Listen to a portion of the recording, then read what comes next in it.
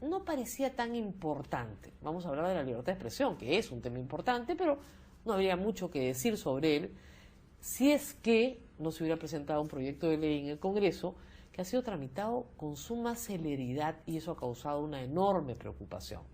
¿De qué estamos hablando? Específicamente el proyecto, voy a leer el nombre, Ley que protege las libertades y derechos informativos de la población. El nombre promete, ¿no es cierto? Fue presentado, según el sello de mesa de partes, el 9 de marzo. Fue tramitado inmediatamente a la Comisión de Constitución y está listo para ser debatido. Esto es muy extraño cuando se trata de proyectos de ley.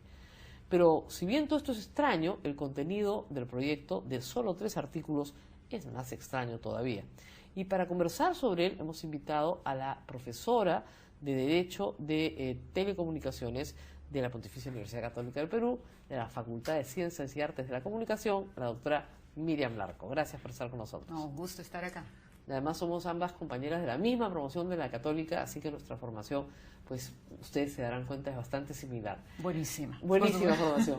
Bueno, vamos por partes. La ley tiene como objeto, ¿no es cierto?, proteger el derecho a ser informado, que existe en la Constitución, ¿no es cierto? El derecho a ser informado es dual, es correspondiente con el derecho a informar.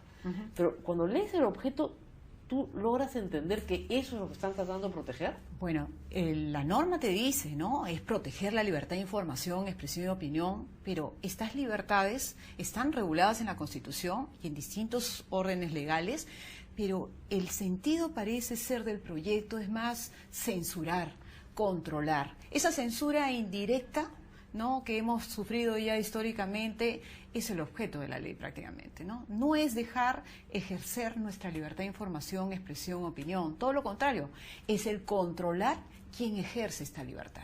Nuestra Constitución dice claramente, no hay censura previa, no hay delito de opinión. Por lo tanto, o sea, si tú la lees así someramente, te das cuenta además, por otras razones que explicaremos, que parece ser abiertamente inconstitucional. Es inconstitucional, totalmente, porque estamos hablando, número 1, del ejercicio total de la libertad de información, que acá está limitado, de la libertad de empresa, que también está limitado, y de la posibilidad de formar un órgano de control previo al ejercicio de la libertad de información, que también es una prohibición legal. Así es, vamos a ir por partes. La participación en los medios de comunicación en el segundo artículo establece que quién no puede ser director periodístico, quién no puede ser editor, quién no puede ser productor, y dice además, y cargos análogos, es decir, cualquiera que cree opinión, claro, que es libre, está censurado, ¿no es cierto?, no puede tener el cargo, si es que ha tenido una sentencia firme por delito de corrupción en perjuicio del Estado. ¿Ok? Bueno, eso no sería necesario, ¿no? Sabemos que cuando alguien ha sido condenado por este delito, no puede ejercer, ¿no es cierto? Así es. No, ya no necesitamos una norma así para comenzar. Así es, porque normalmente la norma puede llamar en la sentencia una inhabilitación. Claro. Así es, o sea, pero por ejemplo, yo les pongo un ejemplo, el señor Crucillat está haciendo una propuesta digital web. O sea, no podría según esta ley. Y según nuestro ordenamiento penal, ¿no es cierto?, cuando una persona cumple su pena, se borran sus antecedentes penales. No hay penas perpetuas. Por lo tanto, salvo en el caso de la muerte civil para personas que han sido funcionarios públicos y que no pueden regresar al Estado, que se entiende perfectamente, para casos privados es una violación abierta de lo establecido en el ordenamiento penal. Así es. O sea, uno cumple su pena, paga, ¿no es cierto?, a la sociedad, se reinserta en la sociedad y puede hacer cualquier actividad libre. Ahora, que le crean, que no le crean, ¿no es cierto?, que influya o no influya, eso dependerá del público, no de nosotros. Por supuesto. Pero es absurdo esto. Claro, es totalmente absurdo y además el alcance de la ley, ¿no? ¿A quiénes? Directores, accionistas, productores. Esa es la segunda parte. No pueden ser presidentes ni miembros de directorios, accionistas, o sea, ya la parte empresarial, gerente general o apoderado, estamos hablando ya solamente de la parte empresarial, no periodística. El primer inciso es toda la parte de opinión, el segundo es la parte de administración. Las personas también, que mediante sentencia firme hayan sido condenados por delitos de corrupción en perjuicio del Estado. Entonces, de nuevo, es el mismo problema. Si han tenido una sentencia y la han cumplido, cuando terminan su sentencia, se reincorporan a la sociedad. Claro, claro. Es absurdo. Sí, es una Además, norma sin ningún sentido. Es no puede ser totalmente presidente o miembro del inconstitucional. directorio o accionista. Sí. Es como si yo mañana dijera, no puede ser accionista tampoco de nada. No solamente medio de comunicación, de nada. ¿No? Ni director de nada. Pero mira, que no me permiten ni siquiera ejercer mi derecho a la libertad de información, que implica, como tú bien has dicho, el dar la información, pero también el recibir la información, ¿no? Claro. Son dos derechos que acá pues no está recogido. El sentido de la norma no obedece a lo que es la Es Constitución. una norma punitiva, Así ¿no? es. O sea, establece una punición mayor a la de la sanción penal. Es una norma de control, es una norma de censura, claramente de censura indirecta.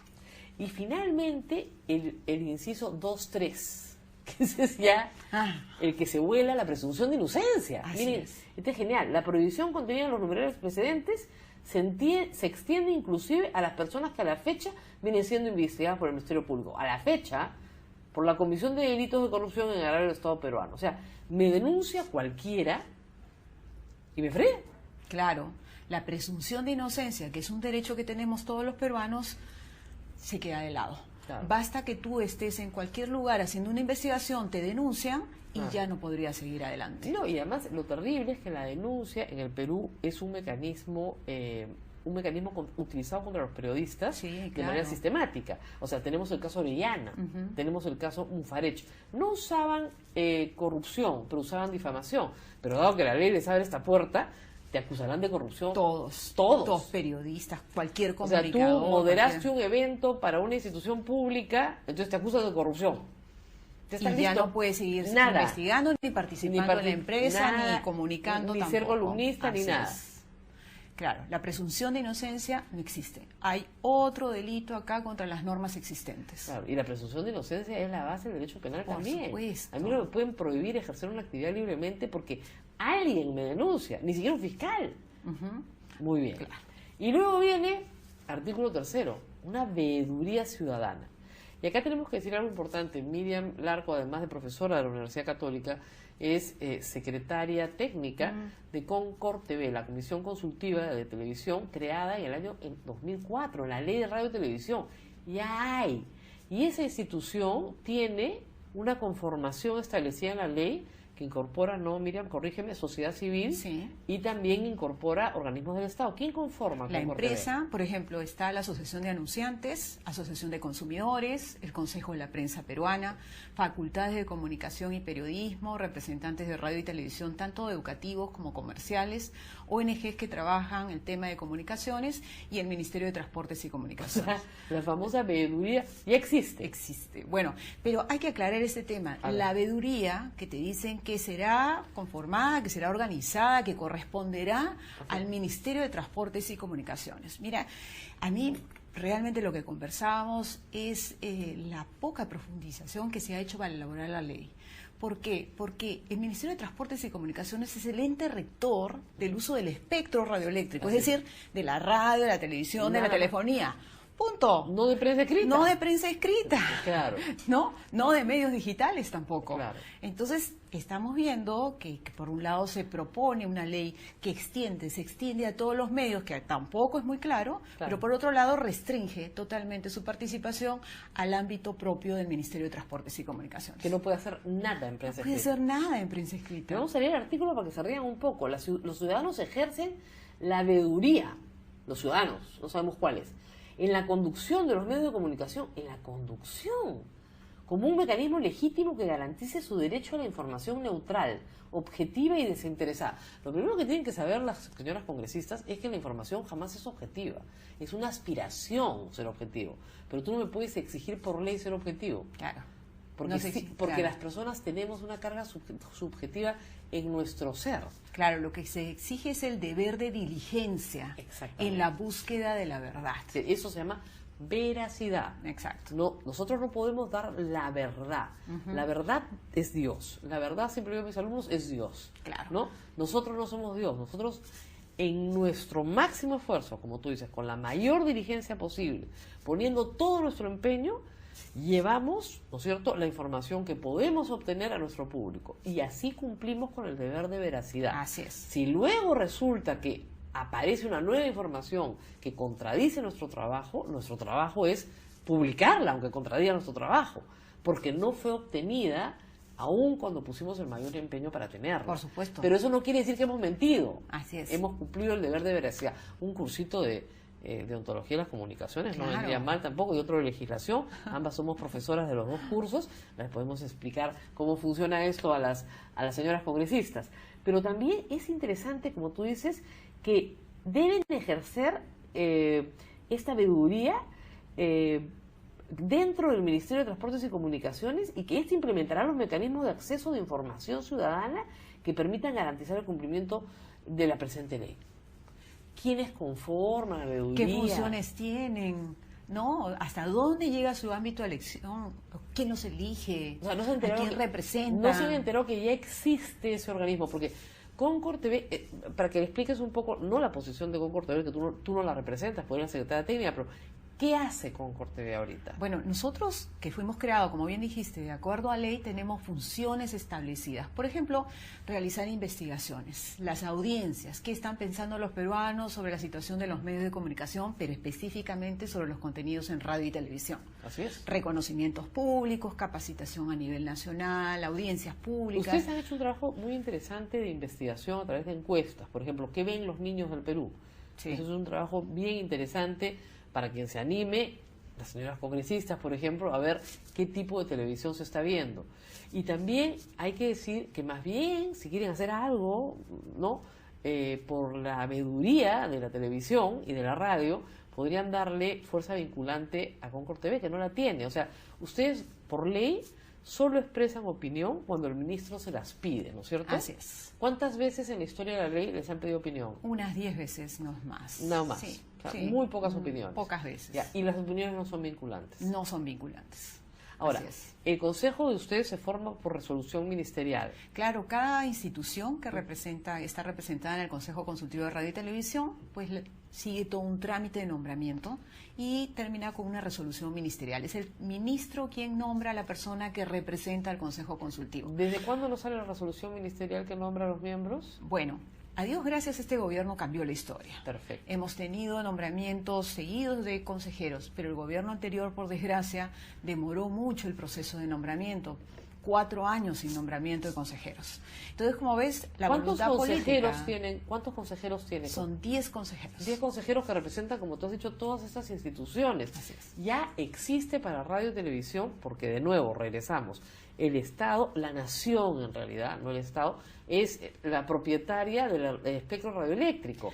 Pero, Entonces ahí claro. sí se entiende que el Estado pueda decir, bueno, si esto es mío, yo lo tengo que administrar, puedo poner algunos parámetros. Claro, pero nuestra facultad no es regular, Claro, ni sancionar. Ni sancionar. No, es estamos punitiva. ante una regulación que es corregulación realmente, donde se apuesta por la autorregulación, es decir, la denuncia ante el incumplimiento de la ley de contenidos en el propio medio de comunicación, y si esta autorregulación no funciona, recién se puede presentar una denuncia ante el Ministerio de Transportes y Comunicaciones. Entonces ahí recién actúa. Claro. Pero se actúa sobre una regulación. No es nada de censura. Claro. O sea, los medios pueden difundir lo que quieran. Claro. No hay Sí. censura previa en absoluto. No puede haber censura Ni previa. tampoco, acá lo que dicen, no estamos censurando el contenido, estamos censurando a los actores, tanto empresariales como periodísticos. Así es. Entonces, Así es. claro, no te censuro el contenido, te censuro a la persona. Ujú. ¿Ya? Y eso es una persecución. Claro, Discúlpeme, por desde el supuesto. punto de vista de los periodistas peruanos, es una persecución política. Así es. Las congresistas han dicho que no tiene nombre propio, pero supongo que Miriam tampoco lo dirá, pues yo sí lo puedo decir, yo sí creo que tiene nombre propio, y creo que no se ha trabajado desde diciembre para hacer un texto de 3 artículos, que son los 3 inconstitucionales, y que si esto se convirtiera en ley, obviamente el Ejecutivo la observará. El Fujimorismo tiene 72 votos, la prueba, la hace ley, pero luego va al Tribunal Constitucional, más o menos en un amparo que va a salir disparado hacia el Tribunal Constitucional, o se pide una cautelar a la Comisión Interamericana de Derechos Humanos, y esta la solicita la Corte Interamericana de Derechos Humanos más o menos rápido. ¿Ah? Claro, es una ley totalmente inconstitucional, de principio a fin, Claro. además, ¿no? Poco clara, totalmente contraria a la ley. Porque, por ejemplo, de las entrevistas que hemos escuchado, una de las congresistas dice, ¿por qué hace esta ley? Porque hay muchos periodistas, directores que se van contra nosotros. Oye, un momentito, tenemos derecho a informar, a opinar, y el límite es el honor, la buena reputación. La intimidad. Así es, si alguna persona se siente ofendida o que alguien la ha atacado en su honor, su buena reputación, pues que establezca que presente una querella. Y las querellas no están incorporadas en la norma. Por supuesto. Solamente los actos de corrupción. El castigo es a los directores, a los productores, a los comunicadores, ¿no? Que pero no si te querellan, no. Si te querellan, que te querellan nomás, no hay ningún problema. Ahí sí puede ser director y todo. ¿Ya? Pero para que vean que es por los actos de corrupción contra el Estado. Entonces, miren, es bien sencillo. O sea, acá todos los que fueron sancionados por su participación en el gobierno de Fujimori por ser coimeados por Montesinos, no pueden ser accionistas, directores, etcétera. Entonces el señor Schutz, que está en Suiza, el día que prescriban sus delitos, porque van a prescribir, regresará al Perú, pero su hijo seguirá siendo el presidente del directorio, ¿no es cierto? Claro. Ya. Me imagino que a eso se refiere, yo por eso digo es una ley con nombre propio. No, no es cierto. Se refieren al caso del comercio. Esta norma ha sido impulsada para impedir que José Graña sea director o accionista del gobierno. Las señoras congresistas lo han negado enfáticamente, pero a mí no se me ocurre para qué sacas esto. Como repito, si quieren una veeduría, ya está con CorTV. Si quieren que un funcionario público no regrese a la administración pública, ya está la ley de muerte civil. Sí. ¿Ya? Pero decir que las investigaciones en curso, ¿no es cierto? En curso, en curso, se aplica a la que está en curso, los investigados en curso no pueden ser ni periodistas ni directores. Lo que te están diciendo es que hay uno que está en curso que no queremos que sea ni accionista ni director, lo cual además es francamente absurdo, porque si hay un accionista, ¿no es cierto?, que quieren aplicar esta ley, inmediatamente le da un anticipo de legítima a sus hijos, como ha hecho el señor Schutz, y se acabó el problema, ¿no? Por supuesto. Se acabó. Claro. O puede ser también, sumado a lo que dice, es una cortina de humo, ¿no? También parece, ¿no? Puede ser que están en una situación de crisis, ¿no? De mucho cuestionamiento, donde los periodistas están ejerciendo la libertad de información, evidenciando denuncias de lavado de activos, manejos no adecuados de poder. Entonces puede ser también una respuesta o una distracción que nos dan para que... A mí lo que me parece muy extraño es que una ley que se presenta acá, tengo el 9 de marzo en mesa de partes, vaya a la Comisión de Constitución y Reglamento, que maneja el señor Miki Torres, e inmediatamente la pongan como primera en la agenda para que se discuta. ¿Para qué? Para que todo el periodismo nacional, ¿no es cierto?, salte. Por eso yo dije en Twitter, yo no me voy a sofocar por esta ley. Pero se nos ocurrió acá en Sin Pauta que era bueno que ustedes aprendieran sus derechos constitucionales. Los periodistas tenemos límites, pero tenemos montones de límites. La libertad de prensa tiene límites en la propia Constitución y en toda la jurisprudencia del Tribunal Constitucional. Así es. O sea, tenemos límites sobre la intimidad, tenemos límites sobre la interceptación telefónica, el pánico financiero, el secreto bancario, la apología terrorista, así los récords médicos. Hay un montón de cosas que no podemos publicar, ¿no? Un montón de cosas que no podemos publicar, que ya están en la ley, que ya están en la Constitución. Esto es una persecución contra personas para evitar que se produzcan contenidos. Y además esto, hay que decirlo también, lo prohíbe el Pacto San José. Así es, normas internacionales. Claramente, tratados internacionales prohíben este tipo de censura, que es censura y que es persecución. Así que vamos a combatirla, ¿no? Pero también es importante, en este espacio que es para estudiantes, en general, no solo para comunicadores, ¿no?, que sepamos cuáles son nuestros derechos ciudadanos, ¿no? Saber cómo está actuando el Estado, porque ese es el fin de la comunicación, ¿no? Claro. Perseguir el actuar de los funcionarios públicos, del poder del Estado, para que realmente exista democracia. Así es, no hay democracia si no hay balance de poder. Y el periodismo lo que hace es eso, balancea poder. Así es. Y por eso nuestra relación con el poder siempre va a ser tensa, siempre va a ser distante, siempre va a ser crítica. Es decir, ustedes critican todo, ese es nuestro trabajo. O sea, todos los gobiernos tienen sobones, todas las fuerzas políticas también. Pero los periodistas no pueden estar después de sobones, ¿no? Porque ya hay, ¿no? Entonces sí hay una posición crítica que obviamente se rige por ciertos valores como el de la justicia. Entonces se trata de ser justo también, ¿no es cierto? El de la persecución de la verdad, ¿no? Pero esos límites se ejercen ya éticamente en cada uno de los periodistas. Pero no nos pueden poner pues una cosa así, es un disparate. Y los ciudadanos, estudiantes también, tienen que saber sus derechos para poder decir, esto no va. Claro. No, porque a veces las noticias pasan, Claro. Y no nos damos cuenta, la labor del periodista ha sido en este momento parar la historia y decir, este proyecto no pasa, porque atentaría contra la libertad de información y expresión de todos los peruanos. Y la presunción de inocencia, y podemos seguir enumerando derechos constitucionales atentados por un proyecto de ley que a mí me sorprende, y eso lo quiero decir, hayan presentado 2 abogadas. O sea, hay que visibilizar a los congresistas que firman, claro, también, son Úrsula ¿no? Letona y la señora también Alejandra Aramayo, apoyada por el señor Becerril, por el señor Galarreta, que son los que firman el proyecto. O sea, esto ha sido presentado y preparado por 2 abogadas que, según Úrsula Letona en declaraciones a Cuarto Poder, trabajó desde diciembre estos 3 artículos. ¿Ya? Yo, francamente, no lo puedo creer. Me parece muy, muy difícil de creer que se demoren 3 meses en producir una ley de 3 artículos donde hay inconstitucionalidades por todas partes. Por eso te digo, como dice Miriam, tal vez sea solamente una idea de producir cierto sofoco, Así ¿no? es. Editoriales, que sale el Consejo de la Prensa Peruana, ¿no? La Sociedad de Radio y Televisión, ¿no? Y se archiva. Pero hay que estar alertas. Pero siempre hay que estar alerta.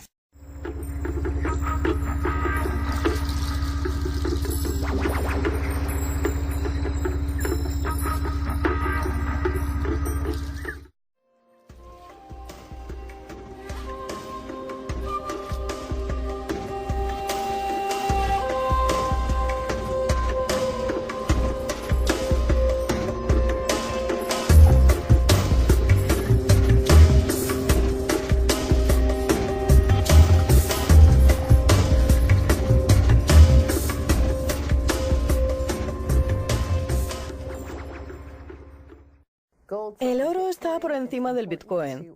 Es importante que entendamos la necesidad de una soberanía económica individual. Hoy traemos algunos titulares que demuestran que no solo se está desintegrando el imperio, sino también todas aquellas naciones-estado gobernantes que están ahora tambaleándose, por decirlo delicadamente. El primer titular nos lo trae Zero Hedge, es un tuit. El oro alcanza máximos de 8 meses en medio de un caos geopolítico. Bueno, ya sabes que el oro es un barómetro del caos global provocado por el dinero fiat. Los dólares estadounidenses siempre han sido la divisa que controlaba y monitoreaba la economía. Paul Krugman afirma que siempre hay hombres armados para defender el dólar.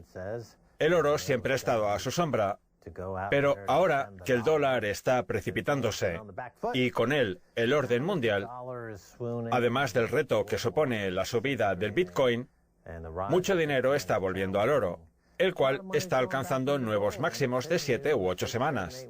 Este año 2019 ya está llegando a picos nunca vistos antes, tal y como tú y yo predijimos, y eso es lo que creemos. Está claro que detrás de muchas revoluciones hay hombres armados. La revolución estadounidense, la revolución francesa, la revolución rusa, siempre hay hombres armados y con guillotinas, como fue el caso de Francia. Y tuvieron que darle la vuelta a un sistema que en muchos casos llevaba allí anclado desde hace siglos. Tras los 5.000 años que llevaba el oro controlando el mundo, se produjo la revolución Fiat en 1971. Ahora se está convirtiendo más bien en un reino del terror que intenta respaldar ese sistema por las armas. Por eso creo que el Bitcoin, en cierto modo, es la contrarrevolución a todo esto y que intenta recuperar cierto orden.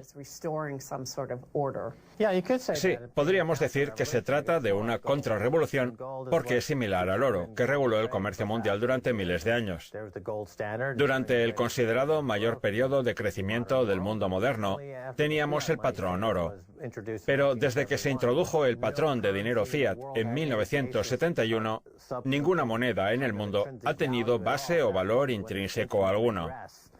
De ahí que ahora tengamos esta especie de bancocracia corrupta de grandes proporciones. Exacto. Está claro que todo el sistema basado en dólares estadounidenses y dinero fiat comenzó con los acuerdos de Bretton Woods tras la Segunda Guerra Mundial. Veamos ahora un tuit de Zero Hedge. Los líderes de inteligencia estadounidenses advierten que el orden internacional posterior a la Segunda Guerra Mundial está contra las cuerdas por diversas amenazas a la seguridad. Algunos aliados de Estados Unidos quieren ser más independientes de nosotros en vista de ciertos cambios en las políticas de seguridad y comercio de Estados Unidos. Y todo en mayúsculas bien grandes. es, como pueden ver, puesto que se trata de una declaración procedente de fuentes de inteligencia que aseguran que el orden posterior a la Segunda Guerra Mundial corre peligro. Eso es lo que llevamos diciendo en Kaiser Report desde hace 10 años. Y ahora parece que todo está desmoronándose, aunque la desintegración comenzó realmente en 1999-2000. Fue entonces cuando vimos cómo el puente levadizo se levantaba. La élite, es decir, la clase alta, sabía lo que estaba pasando, así que se largó con todo lo que pudo a arramblar. Han estado imprimiendo dinero a espuertas desde el año 1999 o 2000.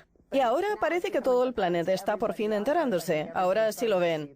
Esta expansión del imperio estadounidense por medio del dólar americano está tocando a su fin.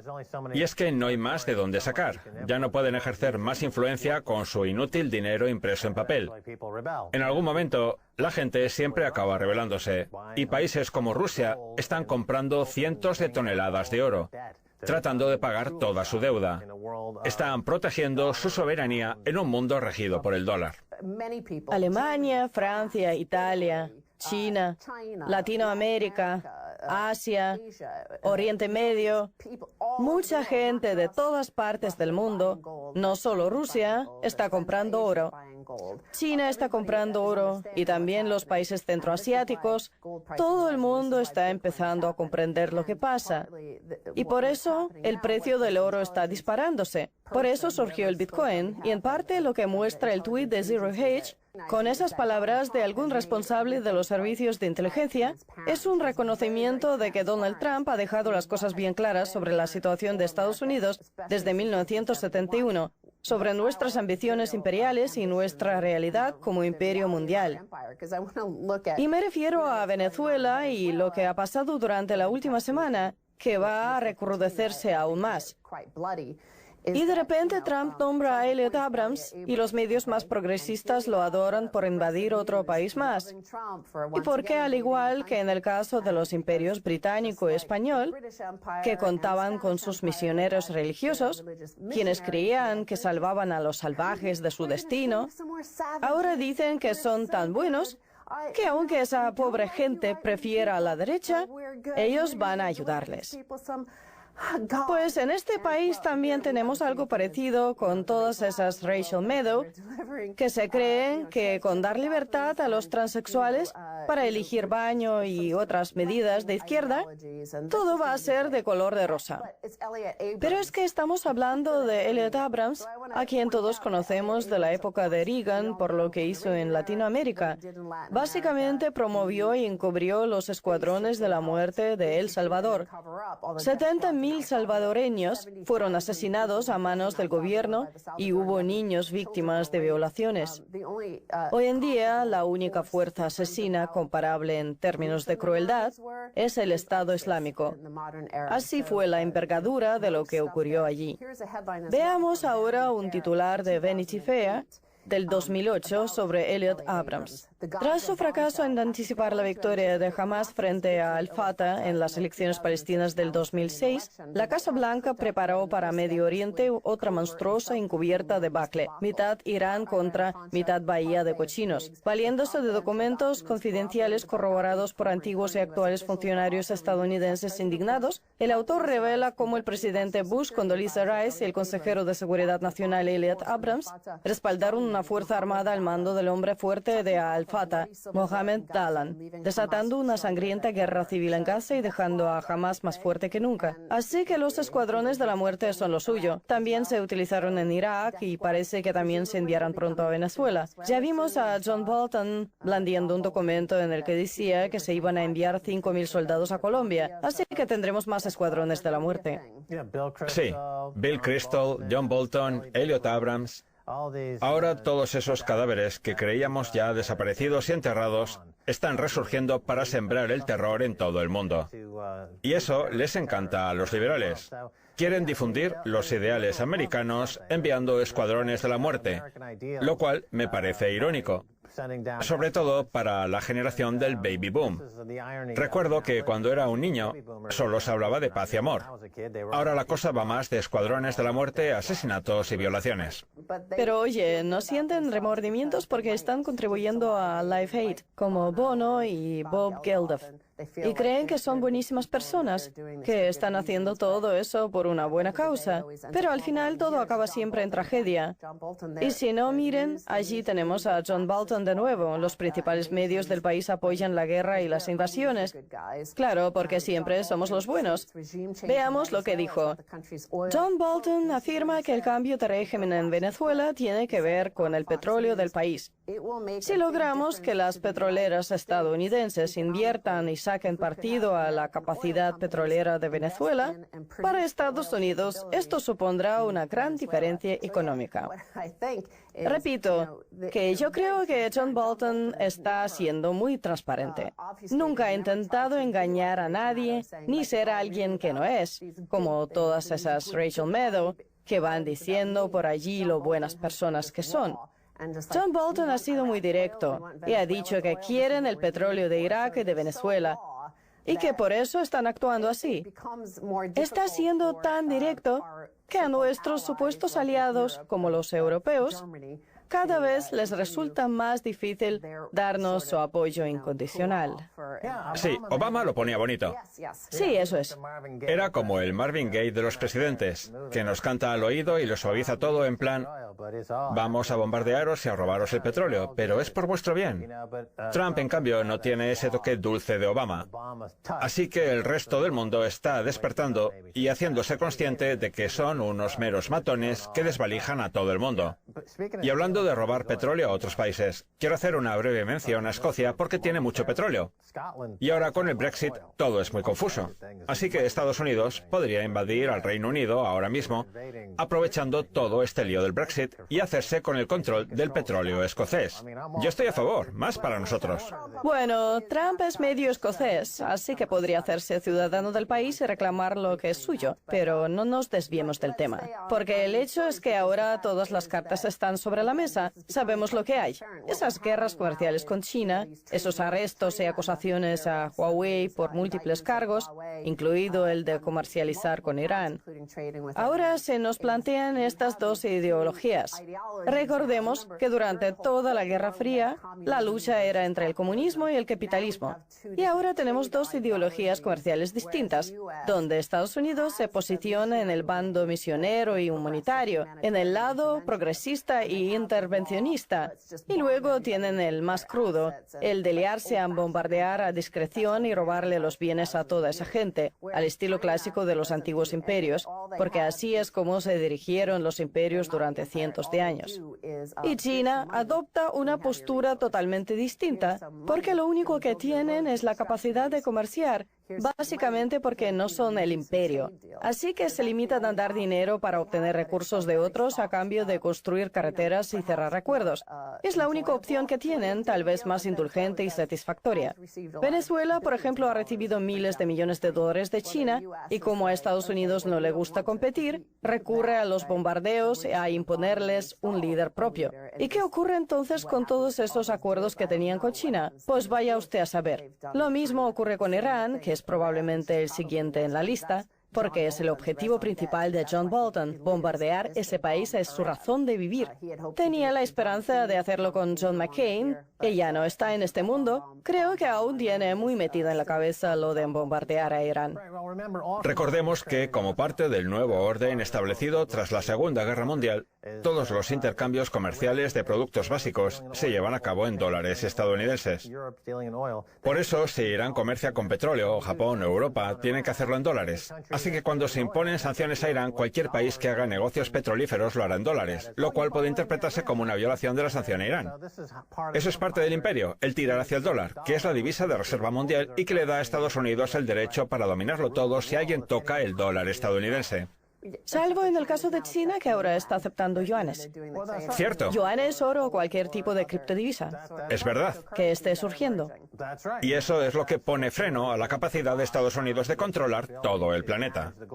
Además, Irán está introduciendo una criptodivisa, no para utilizarla en el ámbito nacional, sino como sustitución del SWIFT. No había caído, pero Arabia Saudita y los Emiratos Árabes Unidos también tienen una criptodivisa para liquidar sus deudas. Todas esas divisas están asomando la cabeza. cabeza. Veamos qué ocurre, pero como ya sabes, el oro, la plata y el Bitcoin son el futuro.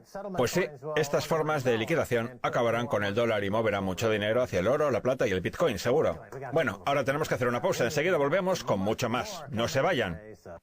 Bienvenidos de nuevo a Kaiser Report, soy Max Kaiser. Ha llegado la hora de hablar con Jaromil, de Dyn.org. Bienvenido, Jaromil. Muchas gracias, Max. Hola a todos. Hablamos de algoritmos y de cómo estos pueden programarse para convencer a muchas personas para que hagan todo tipo de cosas.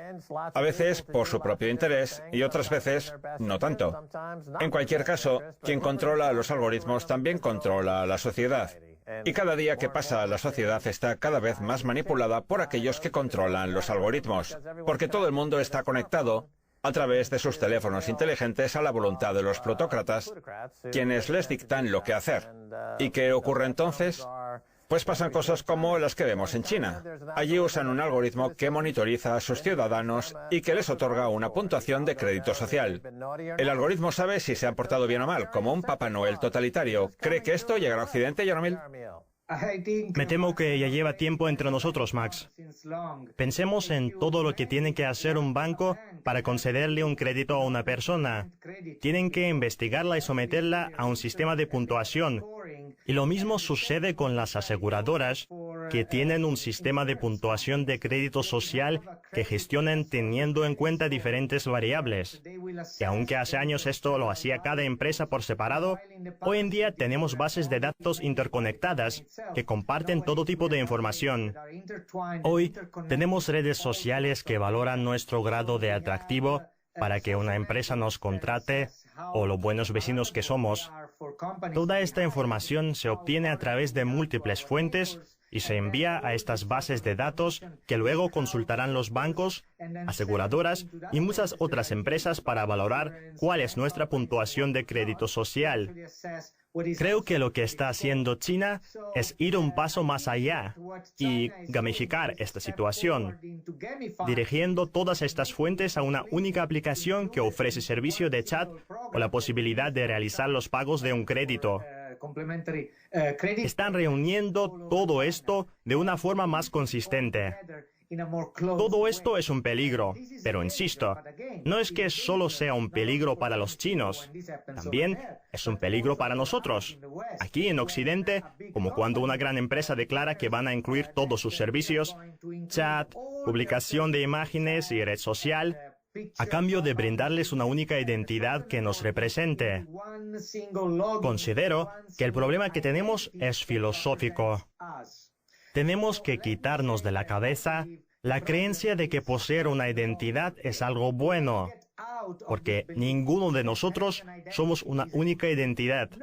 Todos reunimos diferentes atributos para distintos contextos, y el anonimato, un cierto grado de este, también es muy importante para la sociedad.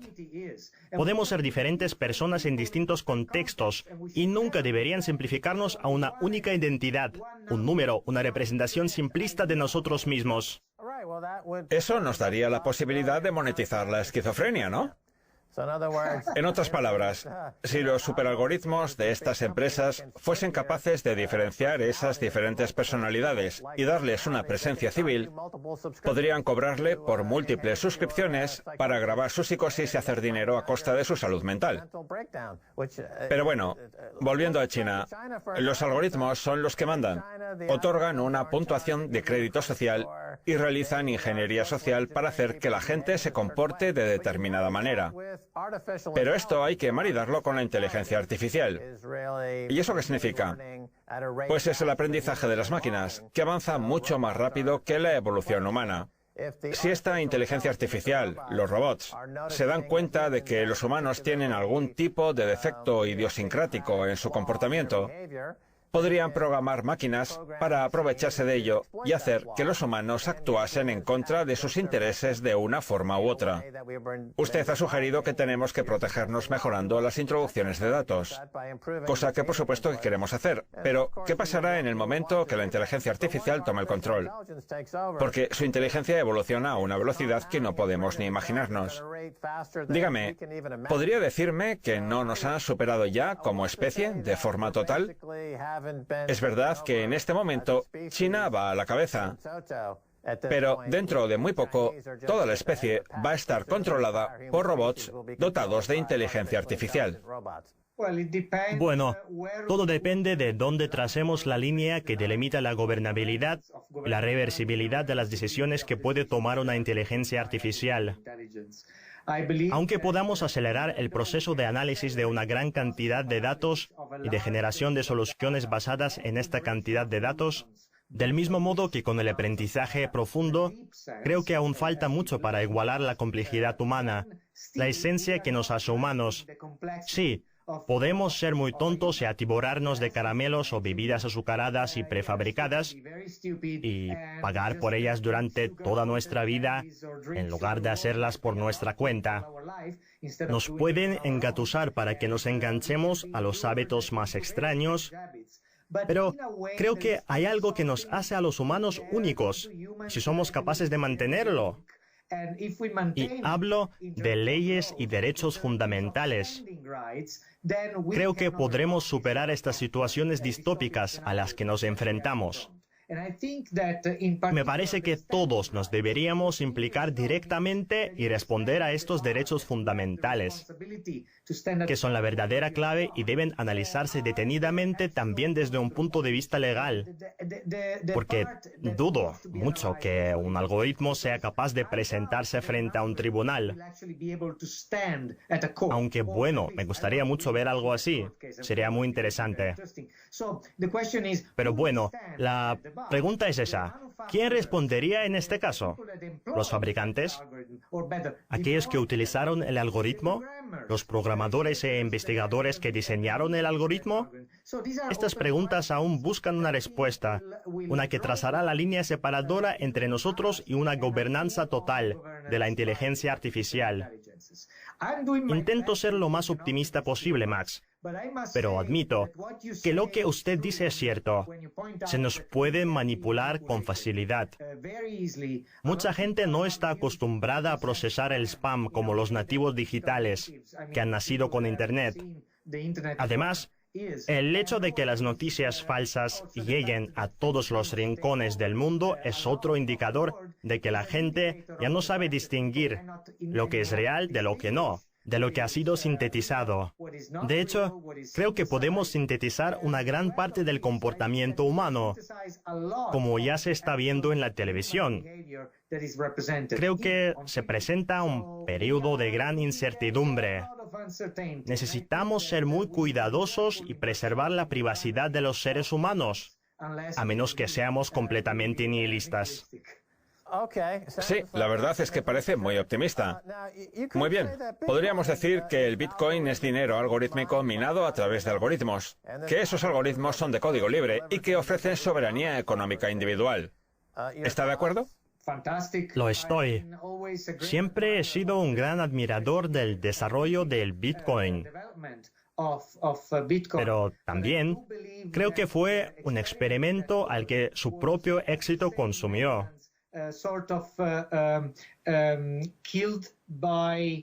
Llegó a un punto de tanta expectación que desde un punto de vista científico se convirtió en un proyecto muy complicado de sacar adelante y mejorar correctamente. Así que se convirtió en el juguete de la industria financiera. Sigo creyendo que es un experimento increíble y muy importante, simplemente por el hecho de que es aceptado y utilizado en todo el mundo, por la aceptación del valor que tiene. Es verdad que ha caído mucho, pero sigue siendo muchísimo mayor que cuando empezó. Es muy interesante. Volviendo al tema de la soberanía algorítmica, creo que lo que pasó en términos de gobernabilidad con los programadores que querían mejorarla, adaptarla, bifurcarla, retocar esta o aquella característica, todo eso demuestra claramente que los algoritmos están en el centro de la discusión política. También demuestra que el Bitcoin, al que mucha gente etiquetó de experimento apolítico, es en cambio muy político, en el sentido de que su diseño es una negociación política. Esto es algo que tenemos que aceptar tal y como es. Tenemos que facilitar un proceso democrático y no solo apropiarnos de él cayendo en el dramatismo con las bifurcaciones, por ejemplo. Creo que a lo largo del tiempo, el experimento del Bitcoin ha demostrado ser un ejemplo interesantísimo de cómo establecer un cierto proceso de desarrollo democrático de un algoritmo. Creo que ha pasado por muy malos momentos y es increíble que siga funcionando. Nadie lo ha arruinado, ni se ha hecho con su control total, aunque algunos mantienen que un cierto número de empresas lo controla o que lo hacen los mineros. Pero bueno, ahí está el proceso de desarrollo, que sigue siendo válido. Jaromil, permítame que le interrumpa. ¿Podría hablarnos del proyecto Ledger en el minuto y medio que nos queda? Sí, Max, muchas gracias. Me gustaría mucho hablarle a los espectadores sobre esto, porque es una oportunidad que estamos lanzando desde DAIN, trabajando junto a la Comisión Europea para diseñar este fondo que se dedicará a subvencionar proyectos centrados en las personas. Lo llamamos el constructor de empresas para tecnologías centradas en las personas. Vamos a aportar hasta 200.000 euros para 16 equipos diferentes sin obtener participación a cambio. Este proyecto, lanzado este mismo año, quiere unir fuerzas con otros proyectos innovadores que también mantengan una perspectiva social y utilicen la cadena de bloques, de forma que establezcan una especie de terreno neutral para la toma de decisiones y que ofrezcan una gobernanza descentralizada y distribuida. Esperamos sinceramente que mucha gente se presente para este proyecto. La web que se lanzó el 1 de febrero es ledgerproject.eu y todavía queda tiempo para presentarse.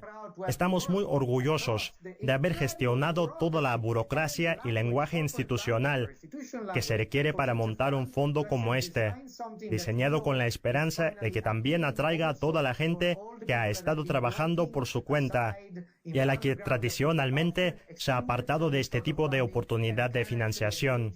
Ahora puede involucrarse en algo muy grande. Somos optimistas, quizá incluso algo ingenuos, pero queremos hacer del mundo un lugar mejor, como hizo Satoshi Nakamoto. Muy bien, la web es ledgerproject.eu. Muchas gracias, Max y Stacy. Esto ha sido todo por